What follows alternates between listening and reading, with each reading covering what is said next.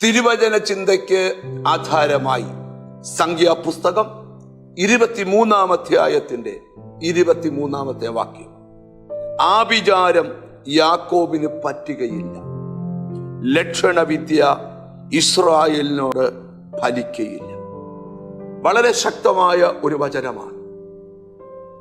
ബിലയാം എന്ന് പറയുന്ന പ്രവാചകനെ ബാരാക്ക് എന്ന് പറയുന്ന രാജാവ് ഈ ജനത്തെ ശപിക്കാൻ, ഈ ജനത്തെ മുടിക്കാൻ, ഈ ജനത്തെ പ്രാകാൻ നിഗൂഢ പദ്ധതികളുമായി വിളിച്ചു വരുത്തുകയാണ്.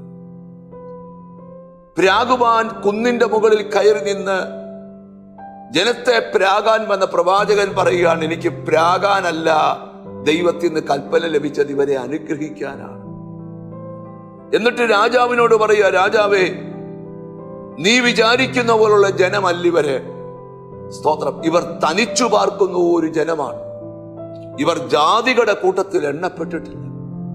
അതുകൊണ്ട് രാജാവേ, ഒരു ആഭിചാരങ്ങളും ഇവർക്ക് ഫലിക്കത്തില്ല.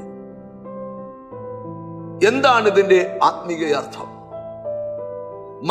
മനുഷ്യന് എതിരാളികളാകാറുണ്ട്, പിശാച് മനുഷ്യന് എതിരാളികളാകാറുണ്ട്. മനുഷ്യന്റെ എതിർപ്പും പിശാചിന്റെ എതിർപ്പും ഉയർച്ച കൊതിക്കുന്നതും ആത്മീകം കൊതിക്കുന്നതുമായ ദൈവമക്കളുടെ ജീവിതത്തെ പലതരത്തിൽ ബുദ്ധിമുട്ടിക്കാറുണ്ട്.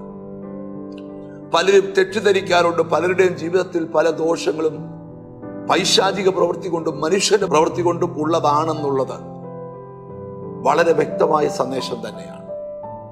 എന്നാൽ രക്ഷിക്കപ്പെട്ട ഓരോ ദൈവമക്കളും, യേശുവിനെ കണ്ട ഓരോ ദൈവമക്കളും എക്കാലത്തും പറയുന്ന ഒരു സന്ദേശമാണ്, ആരെല്ലാം ആഭിചാരം ചെയ്താലും, ആരെല്ലാം മന്ത്രവാദം ചെയ്താലും, ആരെല്ലാം നേർച്ച കാഴ്ചകൾ നടത്തിയാലും അതൊന്നും എനിക്ക് ഫലിക്കുകയില്ല.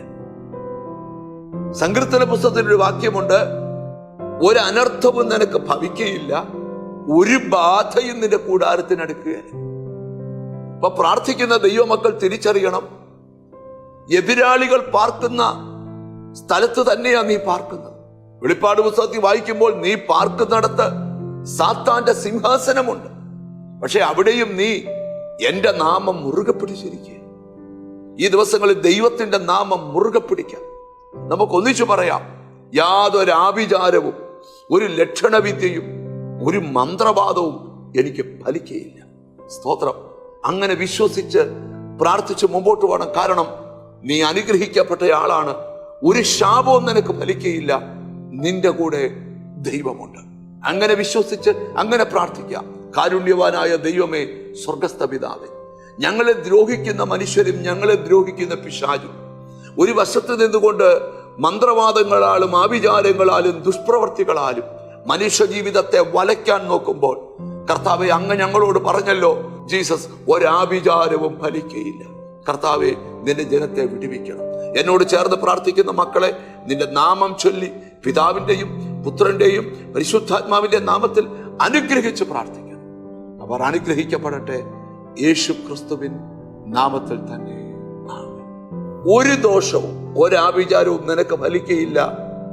ധൈര്യത്തോടെ മുമ്പോട്ട് പോകാം. God bless you.